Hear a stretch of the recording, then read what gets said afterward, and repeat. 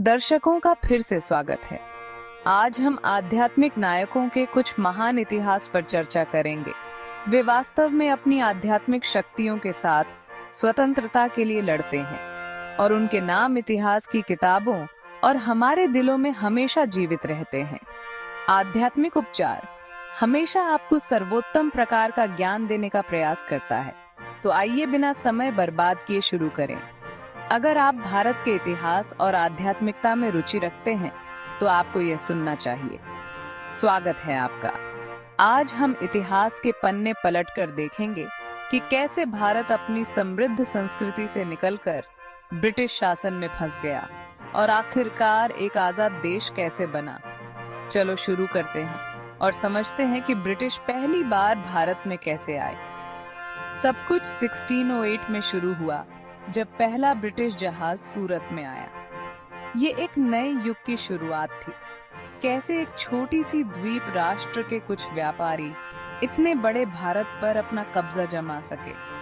सदियों तक भारत की आत्मा ने अंग्रेजों के जुल्म सहे और अब एक नया सवेरा हो रहा था। आजादी की चाहत हर दिल में गूंज रही थी। हिमालय से लेकर हिंद महासागर तक एक साथ मिलकर सब लड़ने को तैयार थे।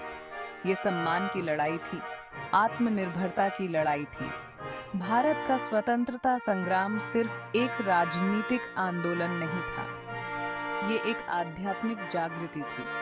आध्यात्मिक शक्ति कोई छोटी या सामान्य चीज नहीं है, इसमें जीवन को गहराई से बदलने की क्षमता है। आध्यात्मिक नेता अपनी शक्तियों का उपयोग मानवता की भलाई और राष्ट्र के समग्र कल्याण के लिए कर सकते हैं।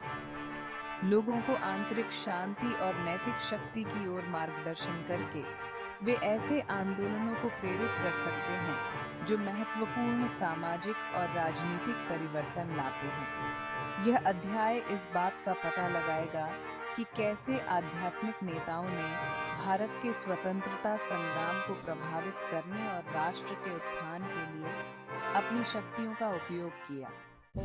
ब्रिटिश इंडिया की कहानी। दोस्तों, आज हम ब्रिटिश इंडिया की कहानी में गोता लगाएंगे।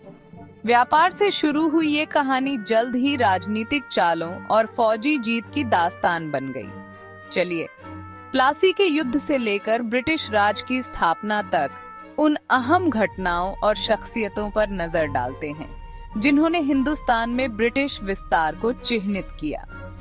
हिंदुस्तान के उपनिवेशीकरण में ब्रिटिश ईस्ट इंडिया कंपनी ने अहम भूमिका निभाई। कूटनीति, व्यापार समझौतों और सैन्य बल के मिश्रण से उन्होंने विशाल क्षेत्रों पर अपना नियंत्रण हासिल कर लिया। चलिए जानते हैं कि कैसे ये कंपनी व्यापारियों से शासकों में बदल गई। साल था 1757, जब प्लासी की लड़ाई एक निर्णायक मोड़ बन गई। रॉबर्ट क्लाइव के नेतृत्व में कंपनी ने बंगाल के नवाब और उसके फ्रांसीसी सहयोगियों को हरा दिया। इस जीत ने न केवल भारत में ब्रिटिश प्रभुत्व की शुरुआत की, बल्कि रणनीतिक गठबंधनों और सैन्य शक्ति का भी प्रदर्शन किया। संधियों, रिश्वत और जबरदस्ती के इस्तेमाल से उन्होंने अपना नियंत्रण दूसरे क्षेत्रों तक बढ़ा दिया।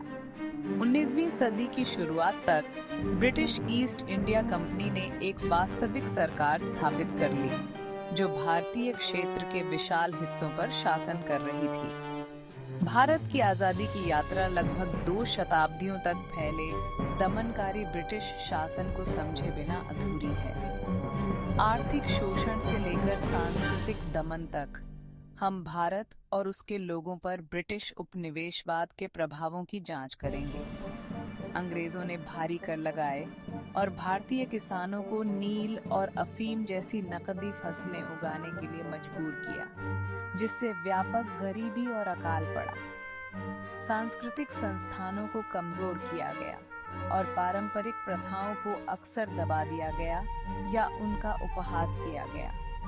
लेकिन इस अंधेरे के बीच प्रतिरोध के बीज बोए गए। आजादी की लड़ाई ने जड़ें पकड़ना शुरू कर दिया, जो अंततः स्वतंत्रता की लड़ाई के लिए मंच तैयार कर रहा था।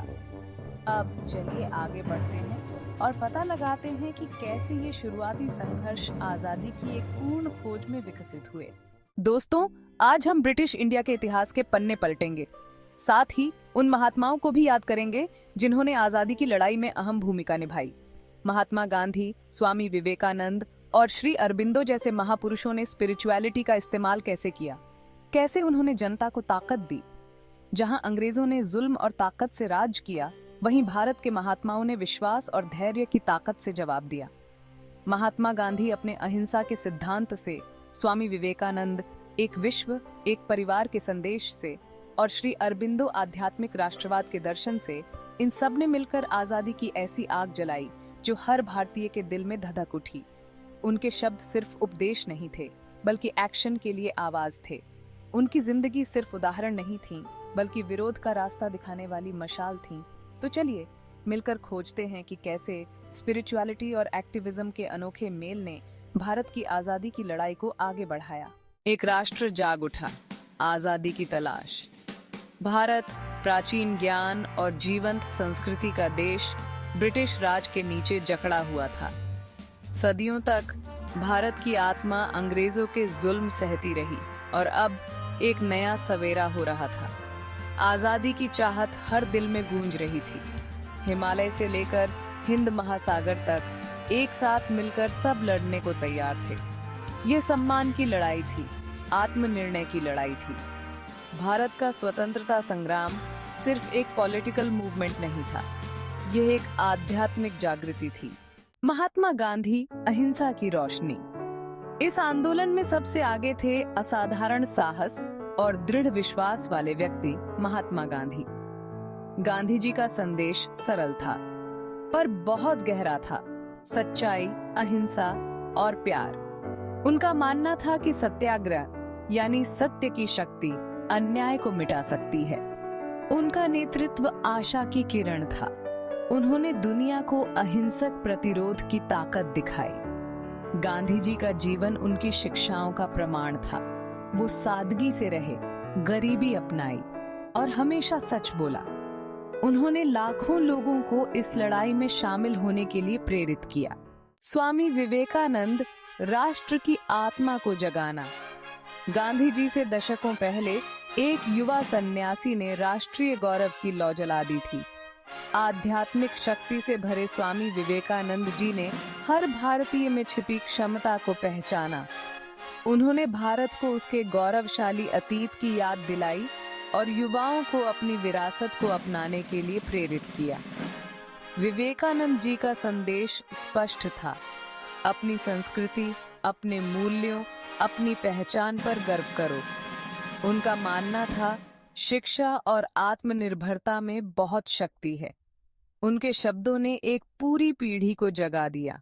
श्री अरबिंदो, आध्यात्मिकता और संघर्ष का मिलन। विद्वान, कवि और दूरदर्शी, श्री अरबिंदो ने आजादी की लड़ाई को एक नया नजरिया दिया। उनका मानना था, आध्यात्मिक विकास में बहुत शक्ति होती है। अरबिंदो जी ने भारत के संघर्ष को सिर्फ राजनीतिक आजादी की लड़ाई नहीं, बल्कि आध्यात्मिक मुक्ति की खोज के रूप में देखा। उन्होंने अंग्रेजों के साथ पैसिव रेजिस्टेंस और नॉन कोऑपरेशन का समर्थन किया। उनकी शिक्षाओं ने आंतरिक शक्ति और आत्म परिवर्तन पर जोर दिया। अरबिंदो जी का स्वतंत्र भारत का सपना एक ऐसा भारत था जहां आध्यात्मिकता और प्रगति साथ साथ चले। भाग 5। रविंद्रनाथ टैगोर, शब्दों और ज्ञान से जादू बिखेरना। साहित्यिक प्रतिभा के धनी और नोबेल पुरस्कार विजेता रविंद्रनाथ टैगोर ने अपने शब्दों से एक राष्ट्र की आत्मा को झकझोर कर रख दिया। अपनी कविताओं, गीतों और नाटकों के माध्यम से टैगोर ने एकता और उद्देश्य की भावना जगाई। उन्होंने उपनिवेशवाद की बुराइयों की निंदा की और भारतीय संस्कृति की सुंदरता का जश्न मनाया। टैगोर जी का मानना था कि शिक्षा में मन और आत्मा को मुक्त करने की शक्ति है। उनके लेखन ने पीढ़ियों को अपनी विरासत को अपनाने और बेहतर भविष्य के लिए प्रयास करने के लिए प्रेरित किया। उन्होंने दुनिया को भारतीय विचारों की सुंदरता और गहराई दिखाई। भाग 6। एनी बेसेंट, पूर्व और पश्चिम के बीच एक सेतु। दूर देश से एनी बेसेंट भारत आए। न्याय में अपने अटूट विश्वास के कारण वो भारत की लड़ाई में शामिल हो गईं। उन्होंने भारत को अपना लिया और अपना जीवन उसके लिए समर्पित कर दिया। बेसेंट स्वशासन की एक मजबूत समर्थक बन गईं और होम रूल आंदोलन में उन्होंने महत्वपूर्ण भूमिका निभाई। उन्होंने स्कूल और अखबार शुरू किए। शिक्षा और जागरूकता से भारतीयों को सशक्त बनाया। उनके प्रयासों ने पूर्व और पश्चिम के बीच की खाई को पाटने, समझ और एकजुटता को बढ़ावा देने में मदद की। भाग 7, साहस की विरासत, अविस्मरणीय प्रभाव। ये सभी महान व्यक्ति अपने अपने अनोखे रास्तों और विचारों के साथ एक ही लक्ष्य के लिए एक साथ आए, अपने प्यारे भारत की मुक्ति। वो नेता या सैनिक नहीं थे, लेकिन उनके हथियार कहीं अधिक शक्तिशाली थे। सच्चाई, करुणा और मानवीय भावना की अटूट आस्था। उनके बलिदान ने आजादी की आग को और भड़का दिया। उनकी शिक्षाएं आज भी पीढ़ियों को प्रेरित करती हैं। उन्होंने अपने पीछे साहस, दृढ़ संकल्प और अपने राष्ट्र के भाग्य में अटूट विश्वास की विरासत छोड़ी। भाग 8, प्रेरणा की गूंज, आधुनिक युग के लिए सबक। आज जब हम उनके जीवन और संघर्षों को देखते हैं तो उनका संदेश और भी महत्वपूर्ण लगता है। संघर्ष और विभाजन से भरी इस दुनिया में उनकी शिक्षाएं शांति और समझ का रास्ता दिखाती हैं। अहिंसा, सहिष्णुता और सामाजिक न्याय पर उनका जोर आज भी उतना ही प्रासंगिक है। वो हमें याद दिलाते हैं कि असली ताकत शारीरिक बल में नहीं, बल्कि मानवीय भावना की शक्ति में होती है। भाग 9, अटूट भावना, भारत की अदम्य शक्ति। भारत की आजादी की कहानी उसके लोगों की अदम्य भावना का प्रमाण है। यह उन आम लोगों की कहानी है जो असाधारण ऊंचाइयों तक पहुंचे, आजादी के अधिकार में अटूट विश्वास से भरे हुए। यह एक ऐसी कहानी है जो आज भी मुश्किलों का सामना करते समय आशा और साहस जगाती है। भारत की यात्रा एकता और दृढ़ संकल्प की शक्ति का प्रमाण है। यह एक याद दिलाता है कि अंधेरे समय में भी मानव भावना किसी भी बाधा को पार कर सकती है। भाग 10, एक कालातीत श्रद्धांजलि, भारत के आध्यात्मिक योद्धाओं का सम्मान। जब हम इन महान व्यक्तियों की विरासत का जश्न मनाते हैं तो हमें याद रखना चाहिए कि आजादी की उनकी लड़ाई सिर्फ पॉलिटिकल चेन्स को तोड़ने के बारे में नहीं थी, बल्कि मानव भावना को मुक्त करने के बारे में थी। शांति, प्रेम और करुणा का उनका संदेश सीमाओं और पीढ़ियों से परे है। यह एक ऐसा संदेश है जो हमें एक बेहतर, अधिक न्यायपूर्ण और दयालु दुनिया की ओर प्रेरित करता रहेगा। आइए हम उनके आदर्शों को याद रखें और उनके अनुसार जीने का प्रयास करें। उनकी विरासत एक प्रकाश स्तंभ बने जो हमें एक उज्जवल भविष्य की ओर ले जाए। हमारे चैनल को सब्सक्राइब करें। भारत के आध्यात्मिक योद्धाओं और स्वतंत्रता संग्राम में उनकी भूमिका पर और अधिक जानकारी पूर्ण सामग्री के लिए।